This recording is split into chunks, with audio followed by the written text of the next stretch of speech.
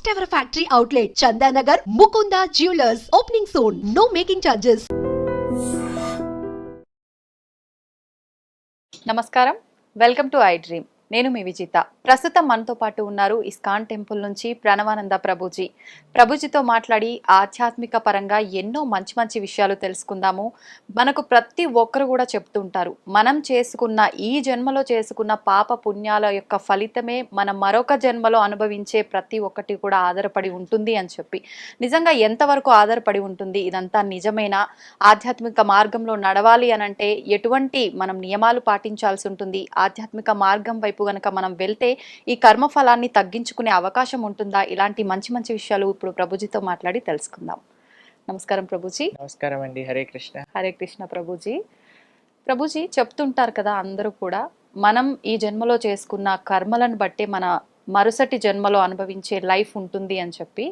నిజంగా ఉంటుందంటారా అలా? నిజంగానే అలా ఉంటుంది. కాబట్టి కర్మ సిద్ధాంతము మన సనాతన ధర్మంలో ఉన్నది. అలా లేకపోతే ఒకడు పేదవాడిలా, ఒకడు చాలా ధనవంతుడిలా, ఒకళ్ళు చాలా బుద్ధిమంతుడిగా, ఒకళ్ళు ఒక్కొక్క స్కిల్ ఒక్కొక్కడికి భగవంతుడు ఇచ్చాడు. దేని ఆధారంగా ఇచ్చారు అని అంటే పూర్వజన్మ ఫలితాన్ని బట్టి, కర్మను బట్టి ఒక్కొక్కళ్ళు ఒక్కొక్క విధంగా జన్మించారు. ఒకళ్ళు పొడవుగా జన్మించారు, ఒకళ్ళు పొట్టిగా జన్మించారు, ఒకళ్ళు భారతదేశంలో జన్మించారు, ఒకళ్ళు అమెరికాలో జన్మించారు. దేన్ని నిర్ధారించుకొనేలా ర్యాండమ్ లో ఇలా ఇలా వేయలేదండి. అన్నీ కూడా మన పూర్వజన్మ యొక్క ఫలితము, పూర్వజన్మ యొక్క సుకృతం. దాని వల్లనే మనము ఒక్కొక్క జన్మ పొందటము అనేది జరుగుతుంది. మరి ఇప్పుడు every action has equal and opposite reaction అని అంటారు కదా. మరి ఇప్పుడు అలా అనుభవించటము తథ్యమైనప్పుడు ఆధ్యాత్మిక మార్గంలో వెళ్ళటం ఎందుకు? ఈ పూజలు, గుడిలోకి వెళ్ళటం ఇవన్నీ ఎందుకు అనే వాళ్ళకి ఏం సమాధానం చెప్తారు ప్రభుజీ? మనకి భగవంతుని ఆరాధన చేసేది మన జీవితం మొత్తం మార్చిపోయి, మన కర్మ అంతా తొలగిపోయి, మన కర్మ మొత్తం నష్టమైపోవటము అంటే మనం కేవలం ఆనందంగా ఉండటం కోసం కాదండి. ఈ కర్మ పరంపరనే ఆపడానికి.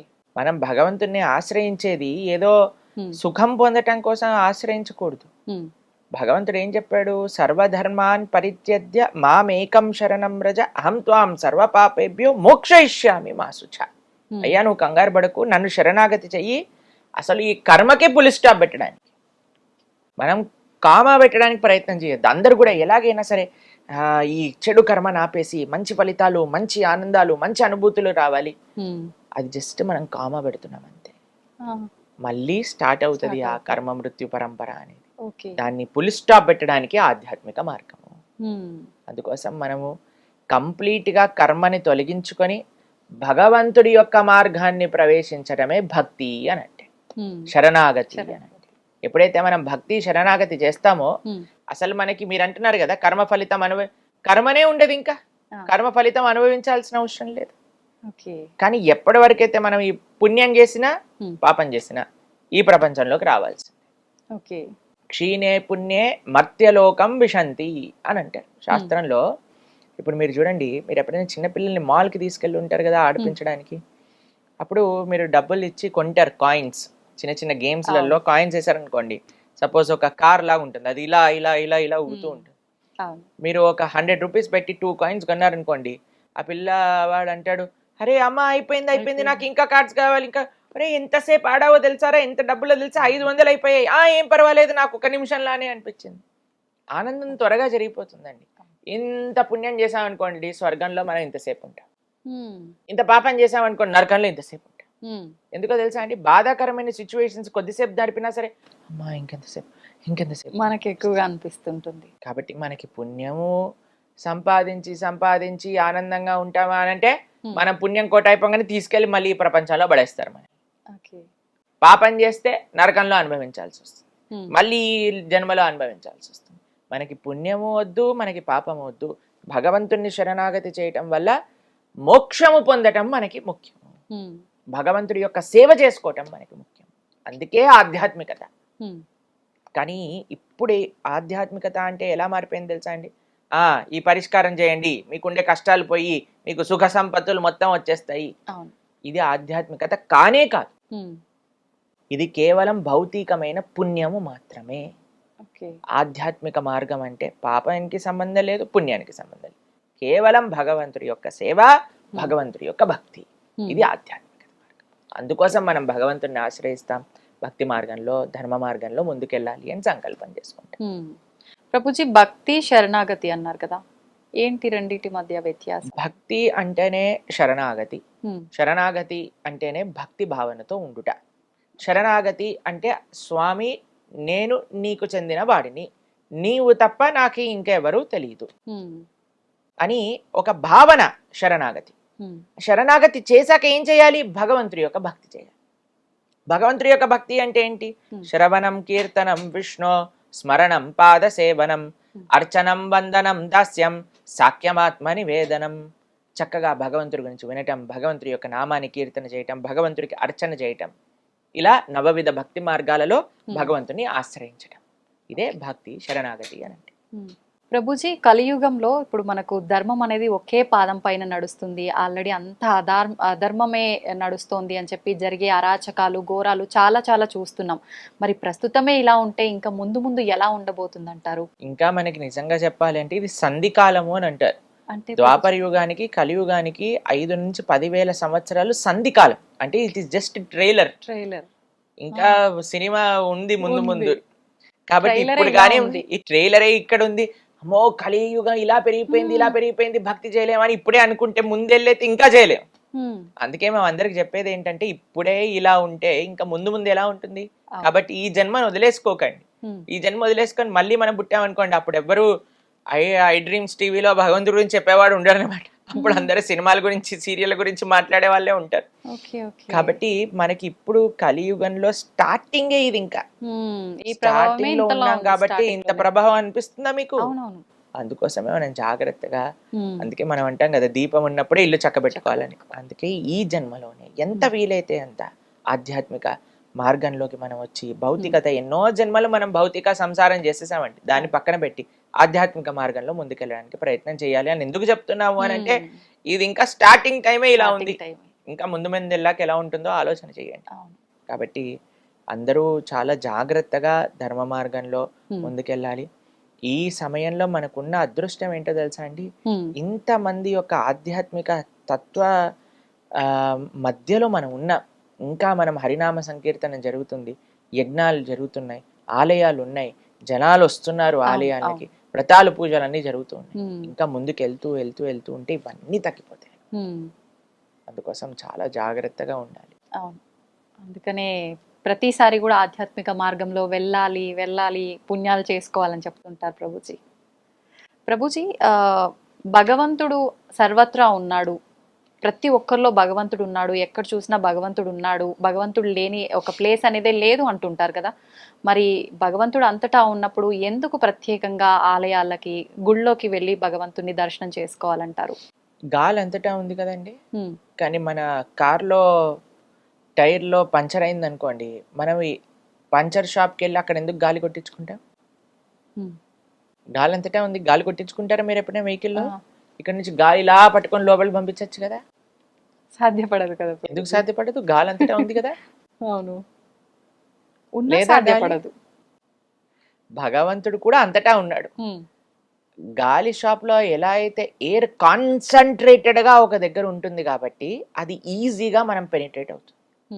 భగవంతుడు సర్వత్రా ఉన్న ఆ తత్వము ఆలయ విగ్రహం రూపంలో ఒక కాన్సన్ట్రేటింగ్ గా స్వామి స్వయంగా ఆ రూపంలో అక్కడ కొలువై ఉన్నారు. ఈజీగా యాక్సెసబుల్ మనకి దేవాలయంలో భగవంతుడు. ఎలా అయితే ఇప్పుడు హైడ్రోజన్ ఉంది, ఆక్సిజన్ ఉంది. ఇప్పుడు మనకి నీళ్లు, నాకు ఇప్పుడు దాహం వేస్తుంది అనుకోండి, ఆక్సిజన్ హైడ్రోజన్ రెండు కలిపి ఇప్పుడు నీళ్ళు తెచ్చి నోట్లో పోసుకున్నాను అనుకోండి, అవుతుందా? ఒక వాటర్ బాటిల్ తీసుకొని దాన్ని సంప్రోక్షణ చేసుకొని దాని తర్వాత స్వీకరిస్తే గానీ నాకు దాహం తీరుతుంది. అలానే భగవంతుడు అంతటా ఉన్నాడు, సర్వత్రా ఉన్నాడు. అది భగవంతుడు చెప్పింది, భగవంతుడు తత్వమే సర్వత్రా ఉన్నాడు. మీరు సర్వత్రా ఉన్నాడు అని నమ్ముతున్నప్పుడు ఆలయంలో విగ్రహంలో కూడా ఉన్నాడు కదా. ఉన్నాడు. ఆలయంలో విగ్రహంలో భగవంతుడిని పర్సీవ్ చేయటం చాలా ఈజీ, చాలా సులభం. అందుకోసం మనం ఆలయానికి వెళ్ళి ఎప్పుడైతే ఆ స్వామి యొక్క రూపాన్ని, ఆ స్వామి యొక్క దర్శనాన్ని, స్వామి యొక్క సేవలను మనం ఆస్వాదన చేస్తామో, ఇప్పుడు కనిపించేదే చూడలేకపోతే, కనిపించేదే ఆస్వాదించకపోతే కనిపించింది ఏం చూస్తామండి? అస్సలు సాధ్యపడదు. ఇప్పుడు జనాలకి మూర్తి భగవంతుడి యొక్క శ్రీ విగ్రహాన్నే దూషిస్తున్నారు, భగవంతుడి యొక్క శ్రీ విగ్రహాన్నే నమ్మకం లేకుండా ఇది నాస్తికుల్లా చేస్తున్నారు, మాట్లాడతారు. భగవంతుడినే దూషిస్తున్నారు. కొన్ని కొన్ని కొన్ని ప్రోగ్రాంలు మేము ఎప్పుడైనా ఇంటర్నెట్ లో చూస్తే మాకు ఆశ్చర్యం వేస్తుంది. పెద్ద పెద్ద వాళ్ళు అసలు మన ఉండే దేవీ దేవతలను కూడా నిందిస్తూ వాటిపైన వెటకారంగా మాట్లాడుతూ, అది ఎంత మహాపాపమో తెలుసా మీకు అది? కాబట్టి సరైన తత్వం తెలియకపోతే వాళ్ళు, మీకు విషయం తెలుసా, భగవంతుడు సాక్షాత్తుగా మన ముందుకు వచ్చిన ఎవడో నాటకం వేసుకొని వచ్చాడు, వేషం వేసుకొని వచ్చాడు అనుకుంటాడు. నిజమే. భగవంతుడిని చూడడానికి భగవంతుడి యొక్క కృప ఉండాలండి, లేకపోతే పర్సీవ్ చేసుకోలేరు. నిజంగా అంతటి అదృష్టం దక్కుతుందంటారా ప్రభుజీ? నిజంగా బ్రహ్మాండంగా ఎవరైతే వినయంతో, గర్వం లేకుండా శాస్త్రం పైన, ఆచార్యుల పైన, భక్తుల పైన నమ్మకం పెడతారో అటువంటి వాడికి భగవద్ దర్శనం అయి తీరుతుంది. కానీ ఎవరైతే గర్వంతో, అహంకారంతో, నేనే పోటుగాడిని అని అనుకొని అందరిని నిందిస్తున్నారో అటువంటి వాడికి ఎన్నటికీ భగవద్ దర్శనం కాదు, మహాపాపం చుట్టుకుంటాం. కాబట్టి మనం ఏదో మైక్ ఇచ్చాం కదా, కెమెరా ఉంది కదా అని మనకి ఇష్టం వచ్చినట్టు మాట్లాడకూడదు, చాలా జాగ్రత్తగా ఉండాలి. ప్లస్ ఇంకో విషయం చెప్తాను, ఎవరిని ఏం అడిగి తెలుసుకోవాలి అనే విషయం కూడా మనకు తెలిసి ఉండాలి. ఇప్పుడు చూడండి, మేము మీ దగ్గరకు వచ్చి ఒక న్యూక్లియర్ రియాక్టర్ని ఎలా ఆఫ్ చేయాలి అని అడిగాను అనుకోండి, మీరేం చెప్తారు? ఎందుకు అడుగుతున్నారండి న్యూక్లియర్ రియాక్టర్? ఎవరైతే న్యూక్లియర్ సైంటిస్ట్ ఉన్నో ఆయన అడగండి అని. మనం వెళ్ళి ఆధ్యాత్మికత గురించి ఎవరెవరినో కూర్చోబెట్టి అడిగేసాం అనుకోండి, వాళ్ళ దగ్గర నుంచి వచ్చే సమాధానాలు అలానే ఉంటాయి. కరెక్ట్. భగవంతుడి గురించి తెలుసుకోవాలి అని అంటే భాగవతోత్తముని అడగాలి. కాబట్టి ఎవరైతే ఆ విషయం గురించి నేర్చుకున్నారో, చదువుకున్నారో అటువంటి వ్యక్తిని మనం ఆశ్రయించడం ఫస్ట్. ప్లస్ వ్యక్తి కూడా మనకి పరిజ్ఞానం ఉన్నంత వరకే ఆన్సర్ చెప్పాలి, దాని ప్రకారంగానే మాట్లాడితే అప్పుడు ఆయన మర్యాద అనేది కూడా ఉంటుంది. కాబట్టి అది చాలా ముఖ్యమైన తత్వం ఆధ్యాత్మికతలో. తెలిసిన విషయాలు వినయంగా ఎప్పుడైతే మనం స్వీకరిస్తామో భగవంతుడు కనిపించి తీరుతాడు, దాంట్లో ఎటువంటి సందేహం లేదు. ఎవరో కోటికి ఒకరు ఉండుంటారు అట్లాంటి అదృష్టవంతులని నేను అనుకుంటా ప్రభుజీ ఈ కలియుగంలో. కృష్ణుడు భగవద్గీతలో ఏమని చెప్పారు తెలుసా? మనుష్యానాం సహస్రేషు, అంటే 1,00,000 మందిలో ఒక్కడు భగవంతుని తెలుసుకుంటాడు. వాసుదేవ సర్వమితి సమహాత్మ సుదుర్లభ, చాలా చాలా దుర్లభం భగవంతుడే అంతటా ఉన్న తత్వము అని తెలుసుకునేవాడు అని. పాపం కృష్ణుడికి ఆ ఎక్స్పెక్టేషన్ ఉందంటే అది రియాలిటీనే కదండి. పాపం కృష్ణుడి ఎక్స్పెక్టేషన్ అంతే ఉంది. బహూనాం జన్మనామ్యంతే జ్ఞానవాన్ మాం ప్రపద్యతే వాసుదేవ సర్వమితి సమహాత్మ సుదుర్లభ. బహూనాం చాలా చాలా జన్మలు ఎత్తి ఎత్తి సంసారంలో అనుభవించి అనుభవించి అనుభవించి తర్వాత తెలుస్తుందట అటువంటి వ్యక్తికి, అయ్యా కృష్ణుడే సర్వత్వము అని. అటువంటి వ్యక్తి చాలా దుర్లభమైన మహాత్ముడు అని కృష్ణుడు చెప్పాడు భగవద్గీత. కాబట్టి అంత ఈజీ కాదండి భగవంతుడి గురించి అర్థం చేసుకోవడం. కానీ ఎవరికైతే వినయం ఉంటుందో, విశ్వాసం ఉంటుందో వాడు అర్థం చేసుకోవచ్చు. ఇది సీక్రెట్. సీక్రెట్ ఇస్ వినయం అండ్ విశ్వాసం. ఇప్పుడు రివీల్ అయిపోయింది సీక్రెట్. ఓకే ప్రభుజీ, ధ్యానం చేస్తే చాలా మంచిదని అంటుంటారు. నిజంగా ధ్యానం చేస్తే అంత మంచిదా? ఎందుకు చేయాలి అసలు ధ్యానం? మనకి మనసుని నిగ్రహించడం. ఇప్పుడు మనసు ఏం చేస్తుందంటే అండి, వాయోరివ సుదుష్కరం అని భగవద్గీతలో అర్జునుడు కృష్ణుడికి చెప్తారు. మనసుని నిగ్రహించడం అనేది చాలా కష్టమైన విషయం. ఇప్పుడు చూడండి, ఒక్క నిమిషంలో మన ఇద్దరం మాట్లాడుకుంటున్నట్టే ఉంటుంది, కానీ మనసు అలా రౌండ్ తిప్పేసి వచ్చేస్తుంది అనమాట. కరెక్ట్. మేము మాట్లాడే లోపల అన్ని ప్రదేశాలు వెళ్ళిపోయి నెక్స్ట్ ఏంటి, ఎల్లుండి ఏంటి, పోయిన సంవత్సరం ఏంటి, వచ్చే సంవత్సరం ఏంటి అన్ని తిరిగేసి వచ్చేస్తుంది. అంతే, అంత కెపాసిటీ మనసుకుంది. మనసుని నిగ్రహించడం అనేది ఎందుకు? ఒక పిల్లవాడు అల్లరి చేస్తున్నాడు అనుకోండి, అటు వెళ్తున్నాడు ఇటు వెళ్తున్నాడు ఏడుస్తున్నాడు అంటే అమ్మ ఏం చేస్తుంది, ఒక బొమ్మ తెచ్చి చేతిలో పెడుతుంది. ఎప్పుడైతే బొమ్మ చేతిలో పట్టుకుంటాడో దాంతో ఆడుకుంటూ కూర్చుంటాడు. అలా మన మనస్సు యొక్క తత్వం ఏంటి అంటే, ఇటు పరిగెత్తా అటు పరిగెత్తా, దీని గురించి ఆలోచించా, అక్కర్లేని విషయాలని నెత్తిపైన తెచ్చుకొని ఇది నా కష్టాలు, ఇది నేనే ఉద్ధరించాల్సింది అని అనవసరమైన విషయాలన్నీ మన మనసు మన పైన వేసుకుంటుంటుంది. దీన్ని ఎలా ఆపటం అంటే, ఒక చిన్న పిల్లవాడికి ఎలా అయితే మనస్తత్వమో మనసు కూడా అదే మనస్తత్వం. కాబట్టి మనసుకు ఒకటి ఇవ్వాలి. మీకు ఒక విషయం చెప్తాను. ఒక పిల్లవాడు తపస్సు చేశాడు అనమాట. ఒక యోగి వచ్చాడు ఆ మార్గంలో వెళ్తూ ఉంటే. ఆ యోగిని అన్నారు, అయ్యా నేను ఇంత తపస్సు చేశాను కదా, నాకు ఏదో ఒకటి వరంగా ఇవ్వు అని అంటే ఆ యోగి సరే అయ్యా తదాస్తు నువ్వు ఏం అడిగినా ఇస్తాను, నాకు ఒక జీనీ కావాలి అని అడిగాడు. జీనీ అంటే ఒక ఆత్మ లాంటిది అనమాట. అంటే మనం ఏం చెప్పినా చేసేది అనమాట.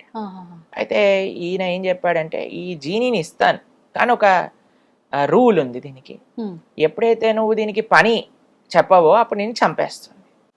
అదే చంపేస్తుంది, దీనికి ఎప్పుడు పని చెప్పు అని చెప్తాడు. సరే అని ఇంటికి తీసుకెళ్తాడు. ఇంటికి తీసుకెళ్ళంగానే చూస్తాడు, ఓ ఇల్లంతా గలీజ్ గలీజ్గా ఉంది, ఇల్లు శుభ్రం చేయి, ఒక్క నిమిషంలో శుభ్రం చేసేస్తుంది, బాసనలు దోమేస్తుంది, వంట చేసేస్తుంది, ఇల్లు కడిగేస్తుంది, వరండా క్లీన్ చేస్తుంది, గార్డెనింగ్ చేసేస్తుంది. ఇంకేం పని ఉంటుందండి వీడు పని కోసం ఆలోచిస్తున్నాడు, కత్తి తీసింది చంపడానికి దగ్గరకు వస్తుంది అంటే అరే ఏం చెప్పంటారు వీడికి పని అంతే, సరే ఒక పని చేయి మెట్లెక్కు కిందికి దిగు అని అన్నాడు. సరే మెట్లెక్కుతుంది కిందికి దిగుతుంది, నేను చెప్పేంత వరకు మెట్లెక్కుతూ కిందికి దిగు అని, మెట్లెక్కుతుంది కిందికి దిగుతుంది, వీడికి ఏమైనా పని గుర్తొచ్చింది అనుకోండి అప్పుడు ఈ పని చేయమంటాడు. ఆ పని అయిపోగానే మెట్లెక్కు కిందికి దిగు, అది పైకి ఎక్కుతుంది కిందికి ఎక్కుతుంది, కిందికి దిగుతుంది. కానీ ఆపాము అని అంటే చంపేస్తుంది. మన మనసు కూడా అలాంటిది. దాన్ని దేంట్లోనైనా ఎంగేజ్ చేయలేకుండా ఖాళీగా పెట్టామనుకోండి మనల్ని పిండ ఆరేస్తుంది అనమాట. కాబట్టి అందుకే ideal mind devil's workshop అంటారు. కాబట్టి మనము ఎప్పుడైతే ధ్యానం చేస్తాం, మంత్ర ధ్యానము అని అంటాం. మనం మా భక్తి మార్గంలో కృష్ణ భక్తి సాంప్రదాయంలో మేము చేసేది మంత్ర మెడిటేషన్ అంట, మంత్ర ధ్యానం. అంటే మంత్రం పఠిస్తూ భగవంతుడి పైన ధ్యానం చేయడం. మంత్ర అంటే మన త్రాయతే ఇది మంత్ర, మనస్సుని సంస్కరించేదే మంత్రము, మనస్సుని మంచి మార్గంలో పెట్టేదే మంత్రము, మనస్సుని నిగ్రహించేదే మంత్రం. అందుకే హరే కృష్ణ కృష్ణ కృష్ణ హరే హరే, హరే రామ రామ రామ హరే హరే. ఈ మంత్రాన్ని మేము ప్రతిరోజు 2 గంటల సేపు ధ్యానం చేస్తాం, మంత్ర పఠనత. ఎందుకు అనంటే ఆ 2 గంటలు ఇప్పుడు మనం ఫోన్ ఎలా అయితే బ్యాటరీ రీఛార్జ్ అవ్వడానికి ఛార్జింగ్ పెడతామో, మన మనస్సుకి, మన శరీరానికి, మన ఇంద్రియాలకు ఒక ఛార్జింగ్ ప్రొద్దున పూట లేసా చేసేసుకున్నాం అనుకోండి, రోజంతా మాకు ఇంకా తిరుగులేనట్టు ఎనర్జీ వచ్చేస్తుంది అనమాట.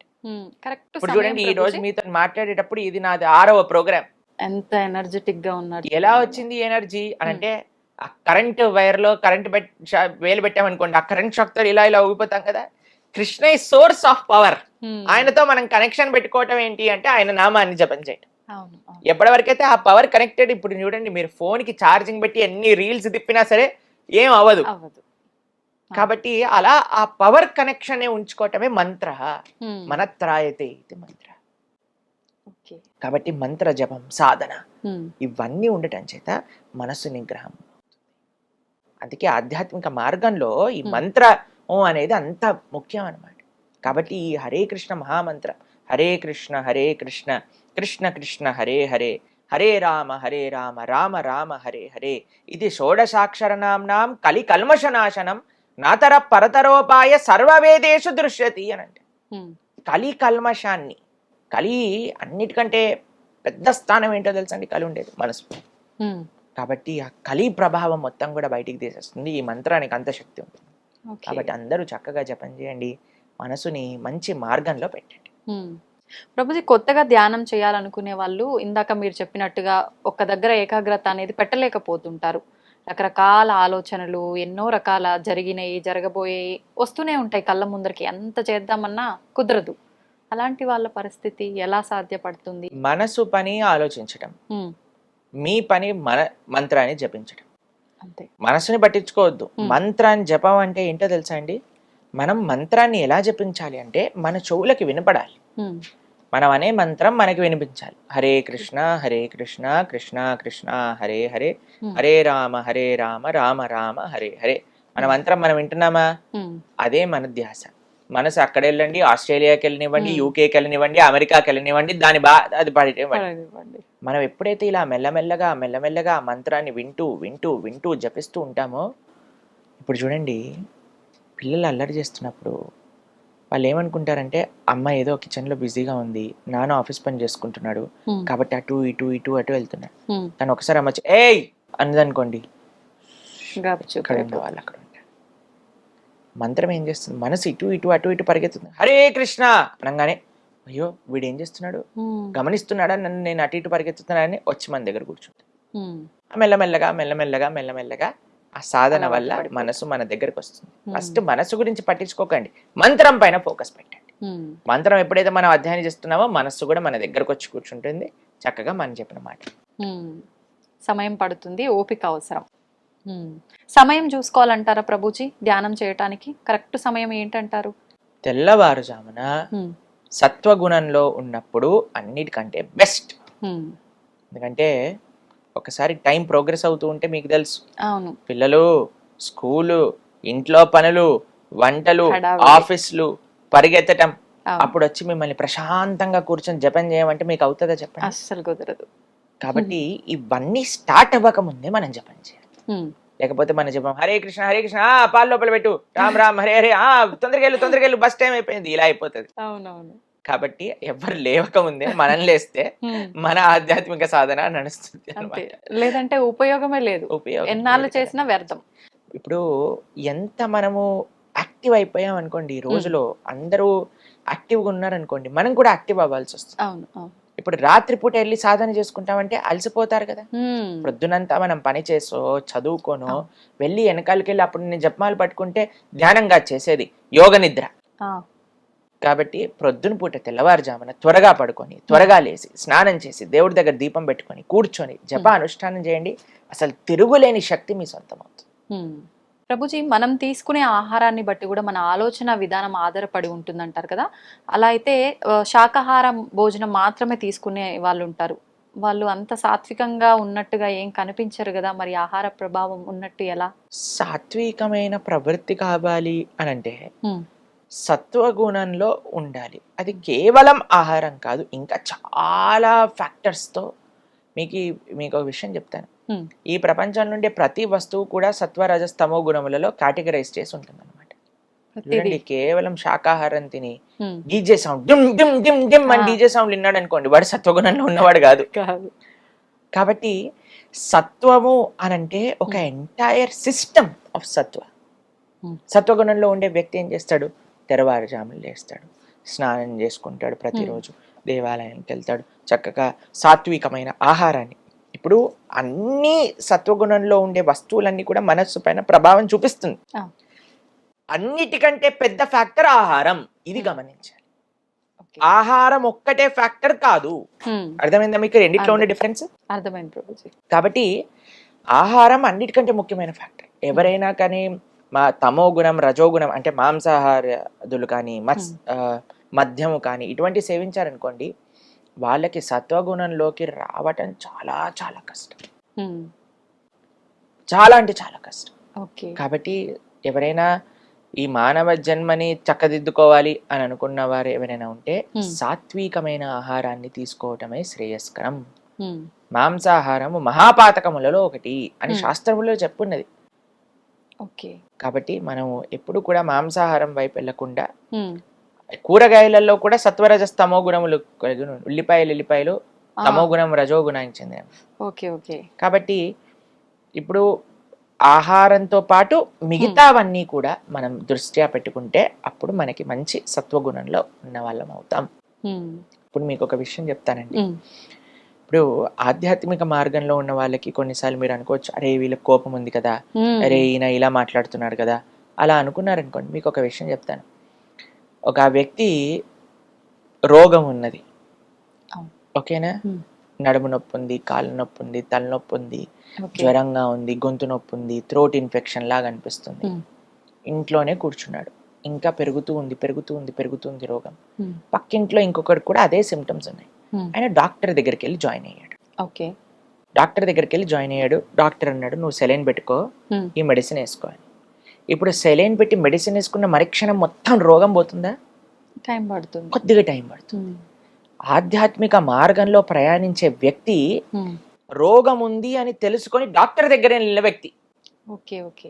కాబట్టి మెల్లమెల్లగా రోగం పోతుంది, ఎందుకంటే చికిత్స చేసుకుంటున్నాడు కాబట్టి. కానీ ఈ వ్యక్తి ఎవరైతే బయట నుంచి అరుస్తున్నాడో, వాడికి ఇంకా జ్వరం ఉంది, వాడికి ఇంకా అహంకారం ఉంది, కోపం ఉంది అన్నవాడు, వీడైతే ఇంకా హాస్పిటల్కి రావట్లేదు, ఆ ప్రయత్నమే లేదు కదా. కాబట్టి మనము ఎవరిని జడ్జి చేయకూడదు ఎక్స్టర్నల్స్గా. మనం వెయిట్ చేయాలి. ఆధ్యాత్మిక మార్గం దాని ఆ మనస్సు పైన ఆ మెడిసిన్ ప్రభావం చూపించి ఒకరోజు తప్పకుండా ఆయన మంచి వ్యక్తిగా మారుతారు. కాబట్టి మన డ్యూటీ ఏంటి? సత్వగుణంలో ముందుకెళ్ళటం, ధర్మ మార్గంలో ముందుకెళ్ళటం, ధార్మికంగా ప్రవర్తించడం. ఇది మనకి. ప్రభుజీ, జీవహింస, మనం మాంసాహారం తినడం అంటే ఒక జీవిని హింస పెట్టి చంపేస్తున్నాము. అసలు జీవహింస గురించి పురాణాల్లో ఏముంది? మనం ఎంత చెప్పినా మానని వాళ్ళు ఉన్నారు. అలా ఏం లేదండి. మన ప్రవచనాలు విని చాలా మంది వేలల్లో మాంసాహారాన్ని వదిలేసిన వాళ్ళు నాకు తెలుసు. సంతోషం ప్రభుజీ, నిజంగా అలాంటి మార్పు వచ్చినందుకు. చాలా మంది మన ఛానల్లో మీరు చూడండి, ఎంతో మంది మనకి చెప్తారు, ప్రభుజీ మేము మాంసాహారాన్ని వదిలేసాము, మేము ఈ రోజు నుంచి నాన్ వెజిటేరియన్ తినము అని. చాలా సంతోషం వేస్తుంది మాకు అలాంటి వాళ్ళని చూస్తే. ఇప్పుడు చూడండి, మీకు ఒక్క విషయం చెప్తానండి. మనకి ఇంత చిన్న దోమ కుడితేనే బ్యాట్ పట్టుకొని మహాభారత యుద్ధం చేసినట్టుగా ఎక్కడుంది ఆ దోమ, దాన్ని చంపేయాలి అని 4-5 బ్యాట్లు పట్టుకొని తిరుగుతారు. ఇంత పెద్ద బండలాంటి శరీరంలో ఒక చిన్న దోమ కుడితేనే మనం తట్టుకోలేకపోతున్నాం కదా. అలాంటిది ఒక ప్రాణిని చంపేస్తుంటే మన మనసు ఎలా ఒప్పుకుంటుంది చెప్పండి. శాస్త్రంలో ఏం చెప్పారు తెలుసా?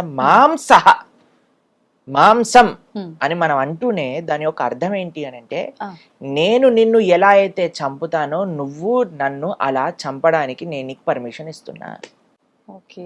అంటే ఏ ప్రాణినైతే మనం చంపుతామో వచ్చే జన్మలో ఆ ప్రాణి మనల్ని చంపుతుంది. దాంట్లో ఇంకొక చిన్న అడిషన్ అండి. ఎన్నిసార్లు చంపుతుంది అని అంటే, ఆ ప్రాణి యొక్క శరీరం పైన ఎన్ని వెంట్రుకలైతే ఉన్నాయో అన్నిసార్లు మనల్ని చంపుతుంది. ఇది వింటే ఎవ్వరు తాకరు ప్రభుజీ మాంసాహారం, భయం వేస్తుంది. అలా విన్నా సరే మారని వాళ్ళు కూడా ఉంటారు. కానీ మన ప్రార్థన ఏంటంటే, మనం ఎవరిని ఏమనట్లేదండి, మన శాస్త్రంలో ఉన్న విషయం శాస్త్రంలో కూడా వదిలేసేయండి.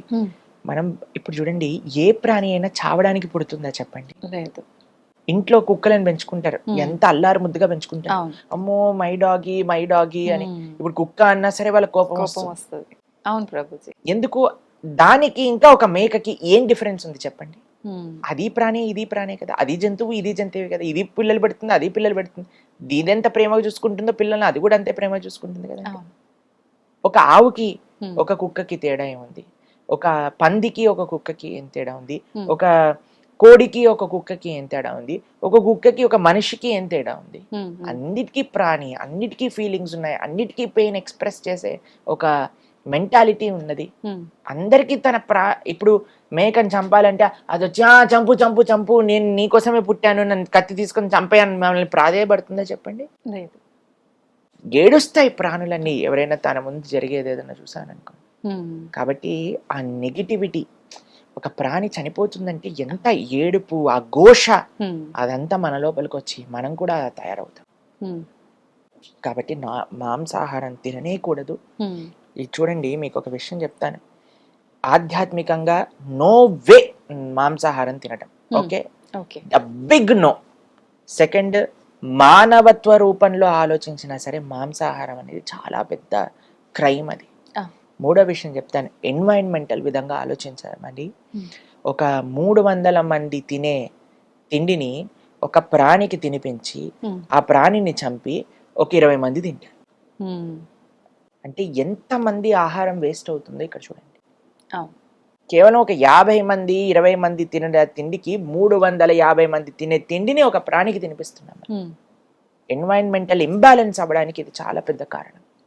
ఎన్వైరన్మెంటల్గా, అలానే మానవీయంగా, అలానే చూస్తే మీరు ఆధ్యాత్మికంగా, ఆరోగ్యరీత్యా మీకు 100 ఎగ్జాంపుల్స్ చూపిస్తాను. డాక్టర్స్ ఇప్పుడు మాంసాహారం వద్దు, వీగన్ అని ప్రపంచం మొత్తం కూడా వీగనిజం, ప్లాంట్ బేస్డ్ డైట్ అని వైపు వెళ్తూ ఉంటుంది, మీరు చూసే ఉంటారు. కాబట్టి ఇప్పుడు చూడండి, చాలా మంది అంటారు మనకి ఇలా కెనైన్ టీట్ ఉన్నాయి, కెనైన్ టీట్ ఉంటే మనం కార్నివరస్ అని. ఇప్పుడు కార్నివరస్ ఇప్పుడు చూడండి, కుక్క కానీ మీరు పులి కానీ ఏం చేస్తాయండి? అదేమన్నా వండుకొని తింటాయా? మసాలాలు వేసి తందూరి చేసుకొని తింటాయా? అది పచ్చిగా తింటాయి. కాబట్టి దానికోసమని ఆ పండ్లు ఇచ్చారు, మీరు కూడా పచ్చిగా తినండి. వెళ్ళి మార్కెట్లో ఇక్కడ మేక అనిపిస్తుంది అని పట్టుకొని యాని కొరికి తినండి, అప్పుడు మనకేం ప్రాబ్లం ఉండదు. కానీ మనం మాత్రం దాన్ని చంపి వండుకొని తింటున్నాం అంటే you are not meant for that. Plus మీకు ఒకటి చెప్తాను, కార్నివరస్ యానిమల్స్ అంటే మాంసాహారం తినే జంతువులకి ప్రేగులు చిన్నగా ఉంటాయి, ఎందుకంటే అది తొందరగా బయటికి వెళ్ళిపోవాలన్నమాట. కానీ మనది ఆవుకి ఎలా అయితే హెర్బివరస్ యానిమల్స్ కి ఎలా అయితే ఇంటెస్టైన్స్ ఉంటాయో అలా మనకు ఉంటాయి. అలా మనకి ఇంటెస్టైనల్ సిస్టమ్ వచ్చినప్పుడు మనం ఎప్పుడైతే మాంసాహారం తింటామో అది అరగడానికి 2-3 రోజులు పడుతుంది. అంటే మన శరీరంలోనే కుళ్ళిపోతుంది. దానివల్ల కొలెస్ట్రాల్ అని, క్యాన్సర్స్ అని చాలా ఎక్కువ మనకి రీసెర్చెస్ కూడా చూస్తున్నాం ప్రభుజీ ప్రెజెంట్. ఇది ఆరోగ్య రీత్యా. తర్వాత మీరు ఎన్నైనా మీరు చెప్పండి ప్రభుజీ ఏ ఫ్రంట్ లో మాంసాహారం తింటాం కరెక్ట్ అంటే ఏ ఫ్రంట్ లో కూడా మాంసాహారం తింటాం. మాంసాహారాన్ని బంద్ చేసేయాలి. కానీ ప్రభుజీ మీరు అన్నారు ఆధ్యాత్మిక పరంగా దూరము ఏ రకంగా పనికి రాదు అని. కొంతమంది అంటారు ఇప్పుడు ఆధ్యాత్మిక పరంగా అమ్మవార్లకి జంతు బలులు ఇస్తుంటారు, అది ఎప్పటి నుంచో వస్తున్న ఆచారము. అమ్మ వారు అని మీరు అంటున్నారు కదా, అమ్మతనము అని మనం ఒక దేవతని అమ్మ అని పిలిచినప్పుడు నీకెంత అమ్మనో ఆ మేకకు కూడా అంతే అమ్మ ఆ తల్లి. శివుడిని ఏమంటారండి? పశుపతి అని అంటారు. అంటే పశువులకి ఆయన పతి, అంటే పశువులకి ఆయన ఒక నియంత, పశువులకి స్వామి. శివుడి యొక్క భార్యే కదండి అమ్మవారు. ఇప్పుడు ఈయనేమో పశువుని ప్రేమించే వ్యక్తి అయితే ఆవిడ్ని చంపేసైనా ముందు వేసేసే మేకని అప్పుడే నేను కృపణిస్తా అంటే ఎంత అన్యాయం చెప్పండి. అలా అమ్మవారు అంటదా చెప్పండి? అసలు ఎక్కడ ఏ శాస్త్రం నుంచి తెచ్చారు ఏంటి అసలు? అసలు అవైదికం అది. అమ్మ జగదంబ అంబిక, అమ్మతనంలో ప్రేమ ఉంటుంది కానీ అమ్మతనంలో హింస ఉండదండి. కాబట్టి పశు బలి అనేది వైదికం కాదు. కాబట్టి అమ్మవారికి ఎవ్వరికి పశు బలి ఇవ్వటం వీలే ఉండదు. మాంసము మద్యము ఎవరైతే సమర్పణ చేస్తారో అది తామసిక ఆరాధన అవుతుంది. అటువంటి వాళ్ళ ఫలితాలు ఇప్పుడు పెద్ద పెద్ద వాళ్ళు కూడా టీవీలో కూర్చొని కంపల్సరీ మీరు పెట్టాల్సిందే నాన్ వెజిటేరియన్, కంపల్సరీ మీరు పెట్టాల్సిందే లిక్కర్ అని మాట్లాడుతున్నారు. వాళ్ళందరూ పాపం సంపాదించటమే కాకుండా 10 మందికి ఆ పాపంలో భాగ్యస్వామం చేస్తున్నారు. ఈ జీవితం వచ్చింది ఈ ఒక్క పాయింట్ అర్థం చేసుకోండి. ఈ జీవితం వచ్చింది భౌతికమైన కోరికలు సంపాదించటం కోసం కాదు. ఈ జీవితం మనకి భగవంతుడు ఇచ్చింది, భగవంతుడిని అర్థం చేసుకొని భగవంతుడికి శరణాగతి చేసి ఈ జన్మ మృత్యు పరంపర నుంచి దాటి భగవంతుడి లోకానికి వెళ్ళటం. కాబట్టి దీనికి ప్రాణి హింసకి సంబంధం లేదు లేదు లేదు. ప్రభుజీ ఇంకొక చిన్న డౌట్, నేను ఒక కామెంట్ కూడా చూసా లాస్ట్ టైం మనం మాంసాహారం వీడియోకి. మనం చేసుకున్న కర్మల ప్రకారంగా మరొక జన్మ తీసుకుంటాం కదా, అలా తీసుకున్న జన్మ ఇవి జంతువులు మనకు ఆహారంగా ఉండాలని చెప్పి మళ్ళీ జన్మ తీసుకొని వచ్చాయి కాబట్టి ఇప్పుడు అవి మనకు ఆహారంగా మారిపోయాయి, భగవంతుడే సృష్టించాడు అలా అని చెప్పి ఒక కామెంట్ చూసా. దాని గురించి ఏం చెప్పాలి? బీ రెడీ, ఇప్పుడు చంపేసాయి, ఇలా ఇలా అనుకొని చంపేసాయి. ఆ జీవి పైన ఎన్ని ఎంట్రుకలు ఉన్నాయో అన్నిసార్లు చావడానికి రెడీగా ఉండు. కర్మ ఇస్ క్లియర్ అండి. నేను కళ్ళ గంతులు కట్టుకొని సిగ్నల్ క్రాస్ చేస్తా, నేను సిగ్నల్ నే చూడకుండా క్రాస్ చేస్తా, నీ కర్మ ఫైన్ కట్టాల్సిందే కదా. కట్టాల్సిందే. ఇంకా దురదృష్టవంతుడు అయితే యాక్సిడెంట్ అవుతుంది. కాబట్టి నాకు తెలియదు, నేనేం చూడను, నాకేం తెలియదు, నాకు సిగ్నల్ తెలియదు, నాకు ఈ రూల్స్ అని తెలియదు, పోనీ ఇష్టం. కాబట్టి కదా. కాబట్టి ఇలాంటి ఎన్ని లాజిక్లు ఉపయోగించి ఎన్ని విధాలుగా నువ్వు కర్మ చేసినా సరే కర్మని తప్పించుకోలేవు. ఇది అర్థం చేసుకోవాలి. ఇంకొంత పాపం మూట కట్టుకుంటున్నారు. ఇప్పుడు ఒకడు మర్డర్ చేసేసాడండి, పోలీసులు వచ్చి పట్టుకున్నారు. ఏయ్ మర్డర్ చేసా పదా జైలుకి. నాకు మర్డర్ చేయటం తప్పని తెలియదు, వదిలేస్తాడా? అసలు వదలరు. చెప్పండి. కాబట్టి ఇప్పుడు నా కర్మ, వాడు నా చేతిలో చంపబడటం ఆయన కర్మ అని చెప్పాడు అనుకోండి, పోలీసు వాడు వదిలేస్తాడా? లేదు. కాబట్టి మన విచక్షణ, భగవంతుడు బుద్ధి కూడా ఇచ్చాడు కదా. అవును. కాబట్టి మన విచక్షణ ఉపయోగించి మనం ఏది మంచి ఏది చెడు అని ఆడాలి. కాబట్టి ఈ జిహ్వని కంట్రోల్ చేసుకోవటం అనేది మీకు విషయం చెప్పనా, అన్నిటికంటే ఈజీ ఆధ్యాత్మిక మార్గాలు. మిగతా ఇంద్రియములు కంట్రోల్ చేసుకోవటం కంటే జిహ్వని కంట్రోల్ చేసుకోవటం అత్యంత ఈజీ. ఎవరికైతే జిహ్వ కంట్రోల్ అవ్వదో అటువంటి వాడు ఆధ్యాత్మిక మార్గానికి పనికిరాడు. చాలా కష్టం అని చెప్పాలి. కాబట్టి మీరు మీరు ఇప్పుడు చూడండి, పుట్టినప్పటి నుంచి ఒక విధంగా మాంసాహారం తిని పెరిగేవాడు, పొద్దున మధ్యాహ్నం రాత్రి సాయంత్రం అర్ధరాత్రి మాంసాహారమే తిని పెరిగిన వాళ్ళందరూ కూడా వీగనిజం అంటూ ప్రాణి హింస చేయకూడదు అని పాశ్చాత్య దేశాలలో వెజిటేరియన్స్ గా మారిపోతున్నారు. మనకి ఎంత మన భారతదేశంలో పుట్టి ఇవన్నీ తెలుసుకున్న వాళ్ళని మారటంలో ఏం ప్రాబ్లం ఉంది చెప్పండి. కాబట్టి ఎంత వీలైతే అంత తొందరగా మాంసాహారాన్ని మానేయండి, లేకపోతే మహాపాపం. ఈ కర్మ, కలెక్టివ్ కర్మ కూడా మనకి తయారవుతుంది అనమాట. ఇప్పుడు కొన్ని దేశాలలో చాలా మనకి సడన్ గా హఠాత్తుగా భూకంపాలు రావటం, న్యాచురల్ కెలామిటీస్ రావటం ఎందుకు వస్తాయి అని అంటే, ఇప్పుడు కలెక్టివ్ కర్మ, అందరూ చేసే పాప కర్మ, ఆ నెగిటివ్ వైబ్రేషన్ ఒక్కసారిగా ఒక దగ్గర కాన్సన్ట్రేట్ అయితే ఇలాంటివి వస్తాయి అని కూడా రీసెర్చెస్ ఉన్నాయి. కాబట్టి మనం ఏ ప్రాణిని హింస పెట్టకుండా మనం జీవిద్దాం, ప్రతి ఒక్క ప్రాణిని జీవించే హక్కు వాళ్ళకి ఇద్దాం, అంతే అండి. మనం ఏదో సృష్టించి అందరిని ఉద్ధరించి ఏం చేయాల్సిన అవసరం లేదయ్యా. నువ్వు బ్రతుకు, వేరే వాళ్ళని బ్రతకని, అదే పెద్ద సేవ నువ్వు మానవుడిగా చేయడానికి. ప్రభుజీ, మనం ఆహారం తీసుకుంటున్నామంటే అది శాకాహారమైనా మాంసాహారమైనా, జీవులని ప్రాణం తీయడం అంటే చెట్టుకి మొక్కకి కూడా ప్రాణం ఉంటుంది కదా, మరి దాన్ని కూడా మనం తింటాం. చాలా మందికి ఇదే ప్రశ్న చేస్తారు. ఇప్పుడు మనం ఎప్పుడైనా మాంసాహారం గురించి, అయ్యో ఈ మొక్కలన్నీ చంపేస్తున్నారు, మొక్కల్ని కాపాడండి అని కామెంట్లు పెడతారు చాలా మంది. చాలా ఎక్కువ కామెంట్స్ వచ్చాయి ప్రభుజీ. ఇప్పుడు ప్లాంట్లలో జీవులు లేరా, మీరు పాలకూరని, కొత్తిమీరని, కరివేపాకుని ఎలా చంపేస్తుంటున్నారు. మీరు చూడండి, ఇప్పుడు పాలకూరని కట్ చేసేటప్పుడు పాలకూర ఎగిరి ఎగిరి రక్తం అంతా పెట్టి పాలకూర బిడ్డను పట్టుకొని ఇలా యోగలించి అలా చేస్తుందా అండి? చెయ్యదు. కానీ దాంట్లో జీవం ఉందా అంటే ఉన్నది. కానీ మరి నువ్వెందుకు తింటున్నావు దాన్ని అని అంటే, నువ్వు జీవించి ఉండడానికి భగవంతుడు డూస్ అండ్ డోంట్స్ అని ఇచ్చాడు మన శాస్త్రంలో. పత్రం పుష్పం ఫలం తోయం యోమే భక్త ప్రయశ్చతి. శాకాహారం ఏదైతే పత్రము, పుష్పము, ఫలము, తోయము ఇవి ఉన్నాయో వీటిని చక్కగా నువ్వు నైవేద్యం పెట్టి తీసుకో. ఇది భగవంతుడు ఇచ్చాడు. ఈ సృష్టిని ఎవరైతే తయారు చేశారో, ఇప్పుడు చూడండి, ఇండియాలో మనము ఒకలాగా కారు నడుపుతాం, అమెరికాలో ఆపోజిట్ వైపు కూర్చొని కారు నడుపుతాం. ఓకేనా? ఇది ఎవరు తయారు చేశారు రూలు? ఆ కంట్రీలో ఈ రూల్ ఉంది కాబట్టి దాన్ని పాటిస్తున్నాం కదా. ఈ సృష్టిని తయారు చేసిన భగవంతుడు ఒక రూల్ ఇచ్చాడు, అయ్యా మాంసాహారాన్ని తినకూడదు, శాకాహారాన్ని తినవచ్చును.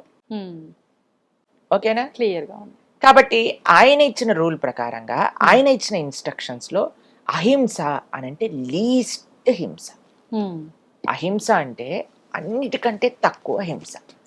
ఇప్పుడు నువ్వు డిసైడ్ చేసుకో, అయ్యా నేను శాకాహారం తినకుండా కూడా బ్రతుకుతా అని ఎవరికైనా అనిపిస్తే, గాలిని పీల్చుకొని బ్రతుకుతా, you are most welcome to do it.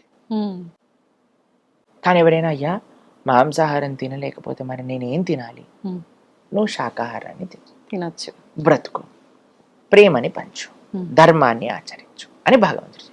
దీన్ని వితండవాదం చేసి మరి జంతువులలో కూడా ఉన్నప్పుడు మరి చెట్లలో కూడా ఉంది, ఏం తినకు. Who said no? If you can live just with water and air, do it. If you cannot, then don't kill anything, just eat plants. అది మనం చెప్పాను. కరెక్ట్ ఆన్సర్ వచ్చేసింది ప్రభుజీ చాలా కామెంట్స్ కి. ఇప్పుడు ఈ వీడియోకి ఏం కామెంట్స్ వస్తాయో చూడాలి. నేను ముందు కామెంట్స్ ఓపెన్ చేస్తున్నా. చూడండి, కుక్కతో ఒక వంకర అని కొంతమంది మారరు. అవునవును. కాబట్టి అటువంటి వాళ్ళ కోసం ఏం చేయాలంటే ప్రార్థన చేయాలి. ఇప్పుడు ఇంత చెప్పినా అర్థం, చాలా చిన్న విషయం అండి. ఒక ప్రాణి మనం హింస పెట్టకూడదు, ఎంత బేసిక్ విషయం అండి అది. నిజంగానే. దానికి ఇంత మొత్తుకొని చెప్పాల్సి వస్తుంది, అయినా సరే అర్థం చేసుకోవట్లేదు అని అంటే, అంటే ఇంకా వాళ్ళకి ఇంకా మారరు అనేది అర్థం. అంతే. కాబట్టి మనం జస్ట్ భగవంతుడికి ప్రార్థన చేయాలి, తండ్రి వాళ్ళని కూడా మంచి ధర్మ మార్గంలో నడిపించు, అంతే, ఇంకేం చెప్పలేము. మన వంతు ప్రయత్నం మనం చేసాం, ఆ పైన భగవంతుడి పైన భారం. ప్రభుజీ, దానం విషయానికి వస్తే కూడా అపాత్ర దానం పనికిరాదు అంటుంటారు, దానివల్ల కూడా పాపం జరుగుతుంది అని అంటుంటారు. నిజమే అంటారా ప్రభుజీ? కృష్ణుడు భగవద్గీతలో ఈ విషయం గురించి చెప్తారండి.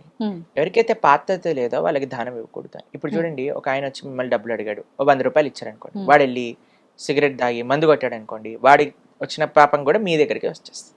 ఓకే. కాబట్టి మనం ఎప్పుడు కూడా అపాత్రతా దానం చేయకూడదు. ఎవరికి దానం ఇస్తున్నాం, ఎక్కడైతే మనం కాన్ఫిడెంట్ గా ఉన్నామో నా డబ్బులు ఇయ్యటం చేత మంచి జరుగుతుంది, అక్కడ మనం దానం ఇవ్వాలి. వాళ్ళకు చూడండి, ఉపయోగపడింది ఒక దైవ కార్యక్రమానికి కానీ, ఇప్పుడు ఆలయ వ్యవస్థకు అందరూ అంటారండి, ఆ ఆలయానికి ఎందుకు డబ్బులు ఇవ్వాలి, ఎందుకు డొనేషన్స్ ఇవ్వాలి, ఎందుకు మీరు డొనేషన్స్ అడుగుతున్నారు. ఇప్పుడు ఒక పెద్ద ఆలయ వ్యవస్థ, ఇప్పుడు ఫర్ సపోజ్ ఇప్పుడు నేను ఇస్కాన్ ఆదిలాబాద్ మేము అధ్యక్షత వహిస్తూ అక్కడ సేవ అందిస్తూ ఉన్నాం అనమాట. ఇప్పుడు మా టెంపుల్ ఫర్ ఎగ్జాంపుల్ తీసుకుందాం, ఆదిలాబాద్ లో ఉన్న మా గుడిలో ఇప్పుడు భగవంతుడి యొక్క సేవ జరుగుతుంది. ఎవరైతే ఆలయానికి వస్తారో వాళ్ళందరికీ ప్రసాదం పెడుతున్నాం. ప్రతిరోజు కూడా అన్నదాన సేవ. అక్కడ ఎవరెవరికైతే అన్నం లేకుండా ఉన్న పిల్లలు కానీ, వృద్ధులు కానీ, మహిళలు కానీ ఎవరు వచ్చినా సరే లేదనకుండా అన్నం పెడుతున్నాం ప్రతిరోజు కూడా. అన్నదాన సేవ జరుగుతుంది. దాని తర్వాత ఆధ్యాత్మికమైన కార్యక్రమాలు ఊర్లలో ఎక్కడైతే మత మార్పిడులు జరుగుతున్నాయో, ఎక్కడైతే ధర్మ ప్రచారం, ప్రతి ఊర్లోకి వెళ్ళి ఇది నీ ధర్మం అయ్యా, ఇది నువ్వు చెయ్యి, దానికి ధర్మ ప్రచారానికి ఉపయోగపడుతుంది. కాబట్టి ఒక కల్చరల్ ఫ్రంట్, ఇప్పుడు ఉత్సవాలు సెలబ్రేట్ చేస్తాం. ఇప్పుడు జన్మాష్టమి వస్తుంది, 25,000 మందికి మనం అక్కడ ప్రోగ్రామ్ తయారు చేస్తున్నాం. ప్రతి ఒక్కరికి వచ్చిన వాళ్ళందరికీ అన్నదానం చేయటం కానీ, భగవంతుడి యొక్క వివిధ ఉత్సవాలు కానీ, ఒక ఆలయ వ్యవస్థ. ఇక్కడ మన డబ్బులు పాడవవు అనే దగ్గర మనం ఇవ్వాలి. ఎక్కడైతే మన డబ్బులు డ్యూటీలు వేసేసి వాళ్ళ పని వాళ్ళు చేసేసుకుంటున్నారు.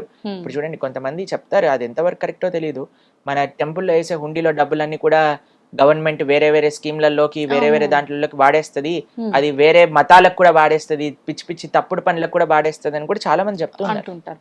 కాబట్టి ఎక్కడైతే మనకి మంచి కార్యక్రమాలు జరుగుతున్నాయి అని మనకి తెలుస్తో అక్కడ ఇవ్వటం అనేది చాలా ముఖ్యం. కాబట్టి అందుకే మనకు ఒక విషయం చెప్తారు, మనకి ఎప్పుడైనా రోడ్ పైన వెళ్తున్నప్పుడు భిక్షాటన చేస్తూ వస్తారు కదండి, అందులో మేము ఫాలో అయ్యే విషయం చెప్తాను. మేము ఎప్పుడు కూడా ఏదో ఒక ప్రసాదం మా దగ్గర పెట్టుకుంటాం. ఎవరైనా మన దగ్గరికి వచ్చారనుకోండి, ఒక పండు ఇస్తాం అనమాట. చిన్నపిల్లలు వచ్చారనుకోండి, ఒక పండు, ఒక స్వీట్, ఏదో ఒకటి భగవంతుడి ప్రసాదం ఇస్తాం. కానీ డబ్బులు ఇస్తే, ఇప్పుడు చూడండి, ఆ పిల్లవాడు డబ్బులు ఇచ్చాడు అనుకోండి, పాపం వాడికి విచక్షణ లేదు, వాడు వెళ్ళి షాప్ కీపర్ని 10 రూపాయలు ఇచ్చి సిగరెట్ ఇచ్చేస్తాడు కదా.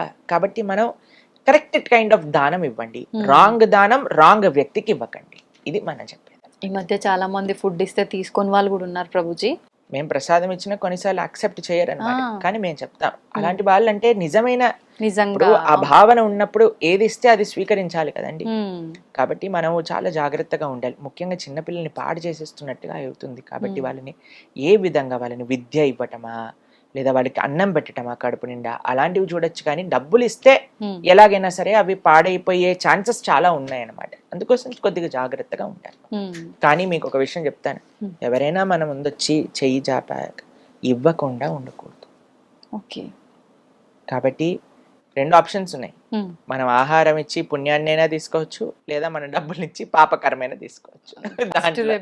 జాగ్రత్తగా డిసైడ్ చేసుకోవాలి. మీలాగా మేము కూడా బ్యాగ్ ఒక ఆహార పదార్థాలు క్యారీ చేయాలైతే అంతే కదా ప్రభుజీ. మేమైతే మా భక్తులందరికీ అదే విషయం చెప్తాం, తప్పకుండా ఏదో ఒకటి మీ దగ్గర పెట్టుకోండి, ఎవరు అడిగినా వాళ్ళ చేతిలో. రెండోది అయితే అడగకుండానే వస్తుంది కాబట్టి మరి కొని తెచ్చుకోవాల్సిన అవసరం వద్దు. ప్రభుజీ, శ్రీకృష్ణాష్టమి వస్తోంది, జన్మాష్టమి. అంటే మీరు తప్ప ఇంకెవరు బాగా చెప్పలేరేమో అని నా అభిప్రాయం. మీ మాటల్లో ఒక్కసారి ఆ విశిష్టత గురించి తెలియజేయండి. కృష్ణం వందే జగద్గురుం వసుదేవం దేవం కంసచారూఢమర్దనం దేవకీ పరమానందం కృష్ణం వందే జగద్గురుం. భగవంతుడు యొక్క అన్నిటికంటే ప్రేమ కృపని కానీ మనం అనుభవించాలి అని అనుకుంటే భగవంతుడి యొక్క అవతారాన్ని చూడాలి. భగవంతుడు ఎంత కృపతో మనకి నచ్చిన, మనందరికీ పిల్లలంటే ఇష్టం కదండి, పిల్లలు ఏం చేసినా మనకు నచ్చుతుంది. అరే వీళ్ళందరికీ పిల్లలు ఏం చేసినా నచ్చుంది కదా, నేను కూడా ఒక పిల్లవాడిలా వస్తాను అని కృష్ణుడు పిల్లవాడిగా వచ్చి ఎన్ని లీలలు చేశాడండి. కృష్ణ లీలలు వింటూనే మన మనసు అలా కృష్ణుడు లోపల లయం అయిపోతూ ఉంటుంది. ఆ కృష్ణ లీలల్లో తన్మయత్వం పొందుతూ ఉంటాం. మనం కూడా చిన్నపిల్లలం అయిపోతాం ప్రభుజీ. ఆ కృష్ణుడు తన లీలలు చేసి ఈ ప్రపంచంలో అందరినీ ముగ్ధ మనోహరాన్ని చేయడానికి వచ్చిన రోజే శ్రీకృష్ణ జన్మాష్టమి. అటువంటి జన్మాష్టమి రోజు మనం అత్యంత కృతజ్ఞతాభావంతో భగవంతుని ఆరాధన చేయాలి. ఉపవాస దీక్షతో మంచి నైవేద్యములు, చెప్పన్ భోగ్ అంటారు, 56 రకాల నైవేద్యములు భగవంతుడికి చేస్తారు చాలా మంది. వివిధ రకాల స్వీట్లు చేసి భగవంతుడికి తులసితో అభిషేకం చేసి చక్కగా అలంకరణ చేసి అర్చన చేసి నివేదన, ఆరతి, తర్వాత పిల్లలందరినీ కృష్ణుడిలాగా అలంకరణ చేస్తారు, ఉట్టి కొట్టిస్తారు, పాదాలు వేస్తారు. ఉమ్, ఆ రోజే పెద్ద ఉత్సవం అండి. ప్రొద్దున్న నుంచి రాత్రి దాకా ఆలయానికి వెళ్ళటం, దర్శనం చేసుకోవటం, గోసేవ చేసుకోవటం. ఉమ్, చాలా అద్భుతమైన రోజు శ్రీకృష్ణ జన్మాష్టమి. భగవంతుడు ఆవిర్భవించినప్పుడు ఎంత సుందరంగా వైభవంగా ఆవిర్భవించారు అని పోతన గారు చెప్తారు భాగవతంలో. జలధరు దేవు నాజాను చతుర్బాహు సరసీలు జాక్షు విశాలాక్షు జారు గదా శంఖ చక్ర పద్మ విలాసు కంఠ కౌస్తుభమని కాంతిబాను కమనీయ కటిసూత్ర కంకణ కేయూర శ్రీవత్సలాంఛనాంచిత విహారు సురకుండల ప్రభాయుత కుంటల లాటు వైడూర్యమని గణవర కిరీటు బాలు పూర్ణేందు రుచిజాలు సుగుణాల బాలు భక్తలోకపాలు కృపావిశాలు జూచి తిలకించి పులకించి యొబ్బి చెలరేగే వసుదేవుడు ఉత్సహింపే అని అంటారు పోతన గారు భాగవతంలో. అమ్మా అంత ఉత్సవంగా కృష్ణుడు ఆవిర్భవించారట. అటువంటి ఇంత తడబాటు ఉత్సవాన్ని ఎక్కడా లేదేంటి ప్రభుజీ మీకు? ఆ స్వామిని పలికిస్తే మనం పలుకుతాం, స్వామి మర్చిపోయారనుకో మనం కూడా మర్చిపోతాం. ఉమ్, ఇదే శరణాగతి అంటే, స్వామి నేను ఇక్కడికి వచ్చి కూర్చున్నాను, నువ్వేం పలికిస్తే అది పలుకుతాం. ఉమ్, అందరికి మంచి చేసేవి పలికించు అని ప్రార్థన చేసి కూర్చుంటాం కాబట్టి ఆ స్వామి ఏది పలికిస్తే అది పలుకుతాం. ఉమ్, ఇంత గొప్ప ఉత్సవాన్ని మనం ఎంతో వైభవంగా కృష్ణ జన్మాష్టమి చేసుకోవాలి.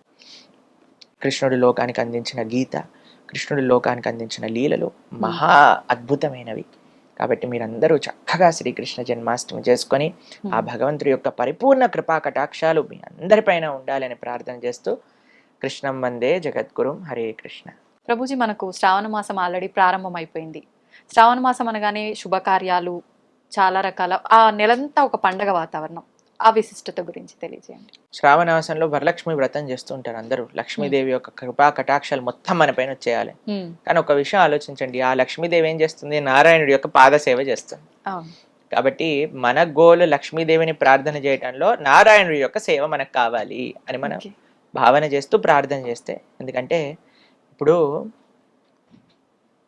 భర్త ఉన్న చోటే భార్య ఉండాలి అని అనుకుంటాం. ఉమ్, కాబట్టి ఎక్కడైతే నారాయణుడు ఉంటాడో, ఉమ్, ఎక్కడైతే నారాయణ భక్తి ఉంటుందో అక్కడే లక్ష్మీదేవి ఆనందంగా ఉంటుంది. ఓకే. ఇప్పుడు లంకలో కూడా సీతమ్మ ఉంది, ఆనందంగా ఉందా? ఆ, ఆనందంగా ఉందా లంకలో సీతమ్మ? రాముడితో పాటు ఉంటే ఆనందంగానే ఉంటుంది. లంకలో లంకలో సీతమ్మ కాదు, ఎలా లంకలో ఉంది? లేదు. ఉందా లేదా? ఆ, ఉంది కానీ బాధపడుతుంది. కష్టాలు. అవును. కాబట్టి మన దగ్గర డబ్బులు ఉండటం ముఖ్యం కాదండి. ఉమ్, ఉమ్, ఆ లక్ష్మి డబ్బులు అంటే లక్ష్మీ స్వరూపం కదా, నారాయణుడితో ఉండటం. నారాయణుడితో ఉండటం అంటే భగవంతుడి యొక్క సేవలో ఉండటం అనేది ముఖ్యం. ఓకే. కాబట్టి శ్రావణ మాసంలో మీరు చేసే ప్రతి ఆరాధనలో ఒకటే ప్రార్థన చేయండి, అమ్మా నీ యొక్క అనుగ్రహం ఎంత వీలైతే అంత, కోట్లు లక్షలు లక్షల కోట్లు ఎంతైతే అందిస్తావో ఉమ్, మొత్తం ధార్మిక సేవలో నేను పెడతాము అని ఒక ఆశ్వాసన లక్ష్మీదేవికి ఇవ్వాలి. ఉమ్. అప్పుడు బ్రహ్మాండంగా కురిపిస్తుంది ఆవిడ. ఓకే. మనం చేయాల్సింది ఒక సంకల్పమే. సంకల్పం, ధర్మం కోసం, దైవం కోసం మనం సేవ చేస్తాం. కృతజ్ఞతలు ప్రభుజీ. చాలా మంచి విషయాలు తెలియజేశారు. కృష్ణుడి గురించి, గొప్పతనం గురించి, ఆధ్యాత్మిక మార్గం యొక్క విలువల గురించి ప్రతిసారి మనం మాట్లాడుకుంటూనే ఉన్నాం. కానీ ఎన్నో సందేహాలు మనకు ఎన్నో కామెంట్ల రూపంలో తెలియజేస్తూనే ఉన్నారు. అవన్నీ కూడా చక్కగా వివరించారు ప్రభుజీ. హరే కృష్ణ.